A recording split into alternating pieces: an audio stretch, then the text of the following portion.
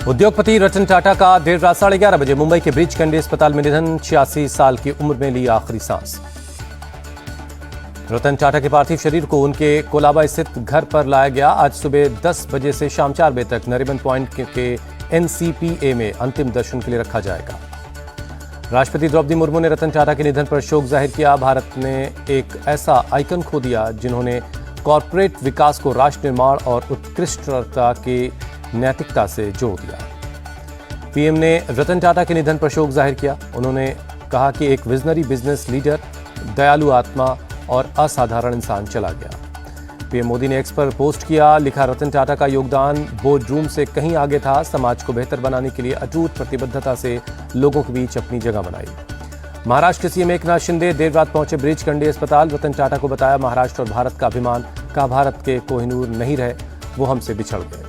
CM Shinde ने एक दिन के राजकीय शोक का ऐलान किया। कहा, रतन टाटा का राजकीय सम्मान के साथ अंतिम संस्कार होगा। महाराष्ट्र के डिप्टी सीएम देवेंद्र फडणवीस ने रतन टाटा के निधन पर दुख जाहिर किया। बोले, रतन टाटा जी हमारे देश के एक वैश्विक पहचान दी। देश के लिए ये बहुत बड़ा नुकसान है। झारखंड के सीएम हेमंत सोरेन ने रतन टाटा के निधन पर शोक जाहिर किया। राज्य में एक दिन के राजकीय शोक का ऐलान। नेता प्रतिपक्ष राहुल गांधी ने रतन टाटा के देहांत पर जताया दुख। लिखा, रतन टाटा एक दूरदर्शी व्यक्ति थे। उन्होंने व्यापार और परोपकार दोनों पर अमिट छाप छोड़ी है। रक्षा मंत्री राजनाथ सिंह ने रतन टाटा को बताया भारतीय उद्योग जगत का दिग्गज। लिखा, उन्हें हमारी अर्थव्यवस्था, व्यापार और उद्योग में उनके महत्वपूर्ण योगदान के लिए जाना जाता रहेगा।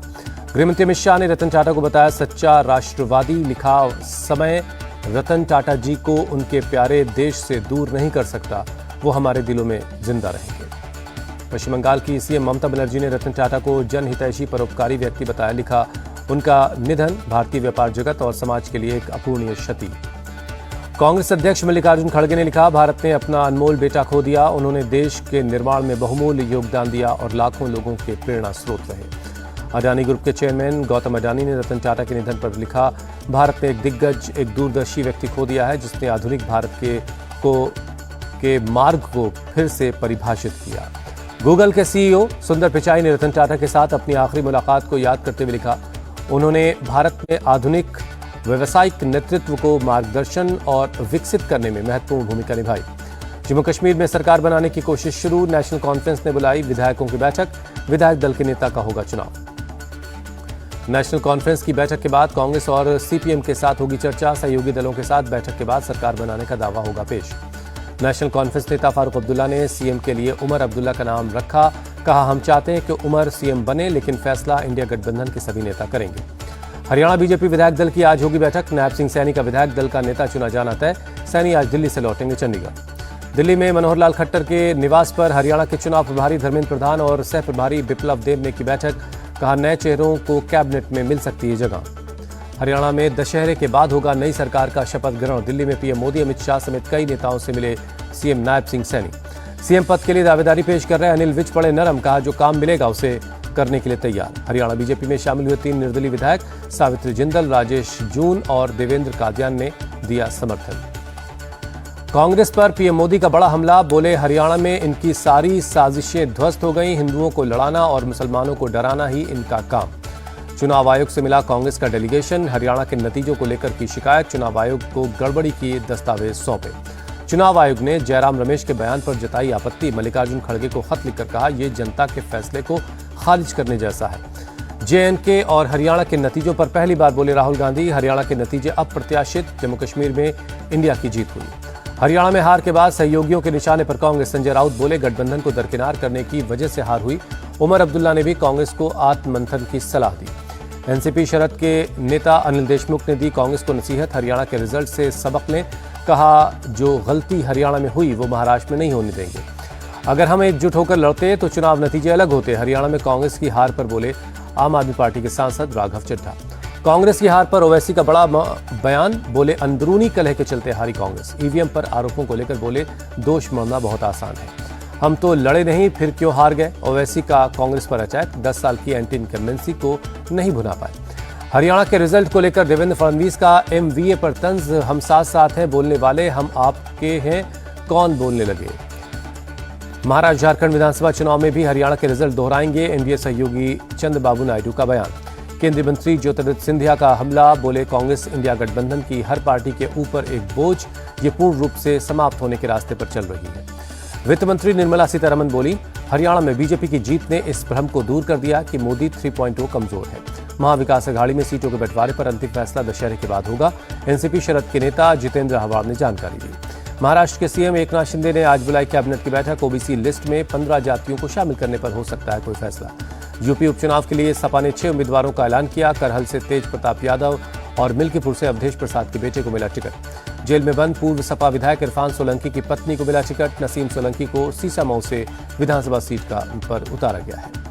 कांग्रेस पर भड़के सपा विधायक रविदास मेहरोत्रा, कहा इंडिया गठबंधन को साथ नहीं रखा, पूरा हरियाणा बीजेपी को दे दिया। सपा उम्मीदवारों के ऐलान पर बोले प्रदेश अध्यक्ष अजय राय, राष्ट्रीय अध्यक्ष सीटों पर लेंगे फैसला। सपा की लिस्ट जारी करने पर यूपी के मंत्री दयाशंकर सिंह का तंज, कहा कांग्रेस का इससे बड़ा अपमान क्या हो सकता है।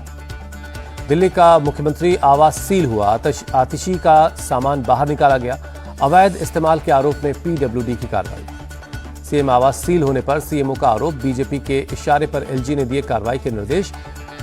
इतिहास में पहली बार मुख्यमंत्री आवास खाली करवाया गया।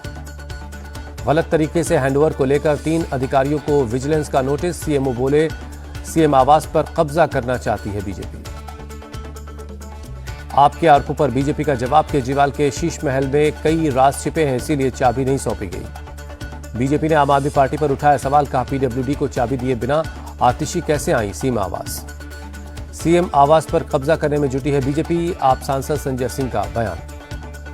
रक्षा मंत्रालय की केंद्रीय कैबिनेट ने 80,000 करोड़ की रक्षा सौदे को मंजूरी दी, अमेरिका से खरीदे जाएंगे 31 प्रीडेटर ड्रोन।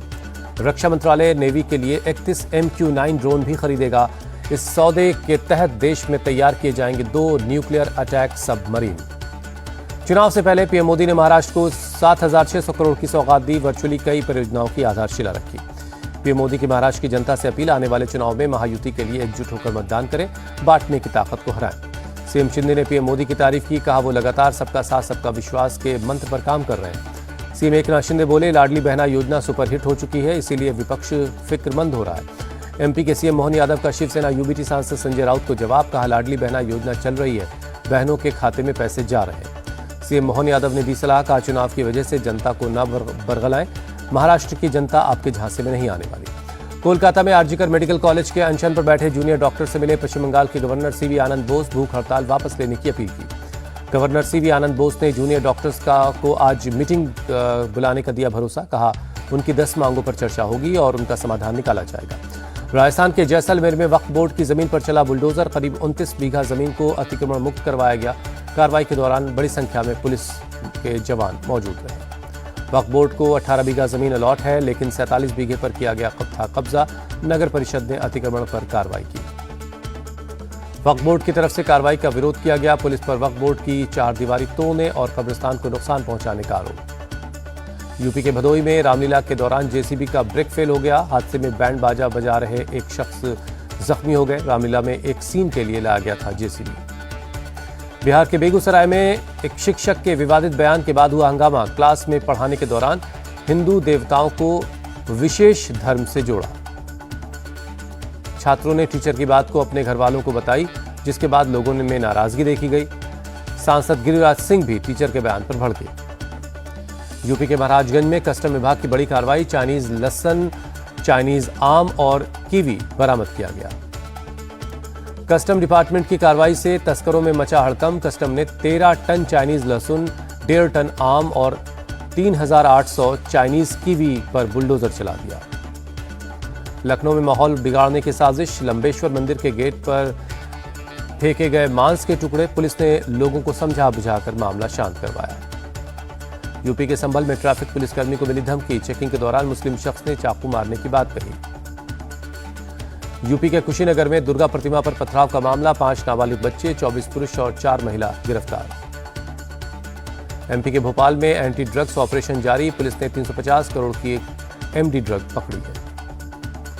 बिहार में सरकारी स्कूलों के शिक्षकों और कर्मचारियों को नया फरमान, स्कूल में टी शर्ट, जीन्स जैसे कपड़े पहनकर आने पर लगी पाबंदी, नॉर्मल कपड़ों में आना होगा स्कूल।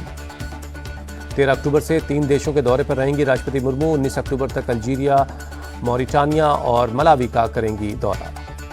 केंद्र सरकार का फैसला, दिसंबर 2028 तक मुफ्त मिलेगा फोर्टिफाइड चावल। एनीमिया और पोषक तत्वों की कमी को दूर करना इसका मकसद। 11-12 अक्टूबर को सिक्किम का दौरा करेंगे रक्षा मंत्री राजनाथ सिंह। 17 माउंटेन डिवीजन के साथ मनाएंगे दशहरा। यूपी के मथुरा में पुलिस का फ्लैग मार्च। त्योहारों को देखते हुए एक्शन में नजर आई पुलिस। शहर में सुरक्षा का माहौल बनाने के लिए पुलिस की पहल। आईजीपी आगरा ने श्रीकृष्ण जन्मस्थान में पीस कमेटी की बुलाई बैठक। लोगों से शांति और भाईचारा कायम रखने की अपील की। शहरवासियों को अफवाहों से बचने की सलाह दी। नवरात्र के 8वें दिन मां महागौरी की धूमधाम से की जारी पूजा अर्चना। सुबह से मंदिरों में लग रहे जयकारे, भक्तों की लंबी कतार। मथुरा में बनाया गया माता वैष्णो देवी का आर्टिफिशियल गुफा। बड़ी संख्या में लोग देखने के लिए पहुंच रहे हैं। लोगों के लिए बना आकर्षण का केंद्र। गुजरात के साबरकांठा में मनाया जा रहा नवरात्रि महोत्सव। हजारों की तादाद में लोग शामिल हुए, गाने की धुन पर झूमते नजर आए। भरूच में भी राजपूत समुदाय ने नवरात्रि में किया गरबा। महिलाओं और पुरुषों ने हाथ में तलवार लेकर गरबा में शामिल हुए। गुवाहाटी में दुर्गा पूजा की धूम। सीएम हेमंता ने कई पूजा पंडालों में जाकर की पूजा। टेस्ट के बाद भारत का टी20 सीरीज पर कब्जा। दूसरे टी20 मैच में बांग्लादेश को 86 रनों से हराया। 3 मैचों की सीरीज पर 2-0 से अजय बढ़त हासिल की। भारत ने पहले खेलते हुए 222 रनों का टारगेट दिया। बांग्लादेश की टीम 9 विकेट खोकर सिर्फ 135 रन ही बना सकी। नीतीश रेड्डी का ऑलराउंड प्रदर्शन प्लेयर ऑफ द मैच चुने गए। महिला टी20 विश्व कप में भारत की लगातार दूसरी जीत। श्रीलंका को 82 रनों से हराया। सेमीफाइनल में पहुंचने की उम्मीद बरकरार। भारतीय महिला टीम ने पहले खेलते हुए 173 रनों का लक्ष्य दिया। श्रीलंका की टीम 19 ओवर 5 गेंदों में 90 रन पर ढेर हो गई। आईसीसी टी20 इंटरनेशनल रैंकिंग में हार्दिक पांड्या को जबरदस्त फायदा मिला। बैटिंग में 7 और ऑलराउंडर रैंकिंग में 4 पायदान की छलांग लगाई। अंटार्कटिक ओपन के प्री क्वार्टर फाइनल में पहुंचे लक्ष्य सेन। विपक्षी खिलाड़ी के नाम वापस लेने का मिला फायदा। एशियन टेबल टेनिस चैंपियनशिप में इंडियन विमेंस टीम को मिला ब्रॉन्ज मेडल। क्वार्टर फाइनल में साउथ कोरिया को हराया।